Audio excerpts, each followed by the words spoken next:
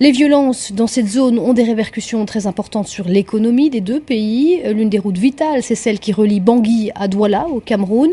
De nombreux routiers refusent tout simplement d'emprunter cet axe devenu trop dangereux.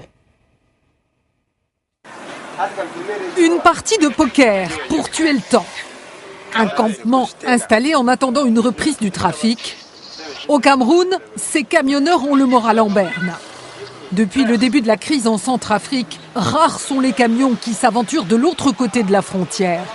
En 6 mois, 2 routiers camerounais ont été tués en RCA. Insécurité et raquettes ont eu raison de la destination Bangui. Et quand ce ne sont pas les chauffeurs, ce sont les camions qui sont pris pour cible. Les Séléc avaient pris nos camions, 2 de nos camions, dans lesquels nous demandaient pratiquement 30 millions par camion. Et à chaque poste, un Séléc te demande, la formalité c'est 10 000, c'est 10 000. Point d'entrée et de sortie des marchandises pour toute la sous-région. Le port de Douala souffre aussi du ralentissement du trafic. L'axe Douala-Bangui est une artère vitale, essentielle au désenclavement de la Centrafrique et qui rapporte aussi au Cameroun. La Centrafrique a des grosses entreprises qui exportaient le bois, qui justement était embarqué à partir du port de Douala. Ce bois est stocké sur place à Bangui et ne peut pas atteindre le port de Douala.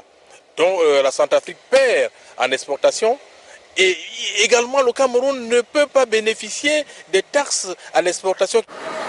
Au poste de pesage, passage obligé des poids lourds, on confirme un effondrement du trafic. La destination RCA représente moins de 25% par rapport à tout ce qui nous traverse.